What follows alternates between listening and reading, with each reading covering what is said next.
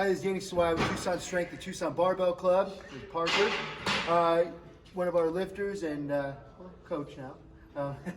We're going to demonstrate a couple things on the barbell setup. So Parker, get underneath this bar, and we see a lot of this in a lot of different gym settings, where people will come and they'll set the bar up and they'll stagger stance, or they'll get both feet underneath them, and then they'll stagger stance, or they'll get on they come up and out, and come on up, and see us get on these tippy toes to get out of the rack. And you see this all the time. That's a really great way to stay weak. So I want you to kind of rack it back up, and we're going to lower this a little bit to make sure that he is in the right position.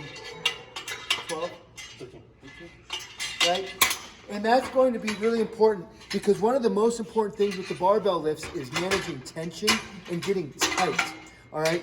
And getting in the right position is super important for this. Otherwise, you throw the rest of your lift off, because the bar will feel heavy coming out of the rack, and the rest of your lift is not going to be good.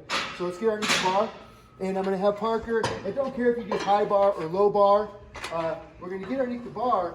And one of the most important things is with the lower back. So a lot of people, when they come out, they do this thing where they have this arch in their back and they'll stand the bar up and rack it. We don't want to do that. Your abs need to be fully engaged, so your ribs are going to be down, and then your lower back is going to be neutral. And now stand up.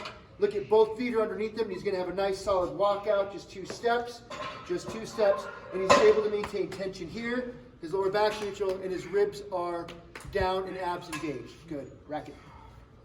One of the biggest mistakes people make is they get underneath the bar and they think they need to put chest up, and when they do chest up, their ribs flare. When your ribs flare, your trunk or your core is shut off.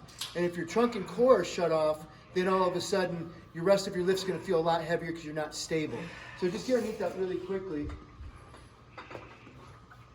And again, as he comes back up, walk it out, and now if he were to squat, he's in the right position, the bar is over his feet, and he's ready to rock and roll, staying really tight. Okay, back. That's all I got. Just wanted to touch base on a couple of those things with the squat setup, because it'll make a big difference in the rest of your lift.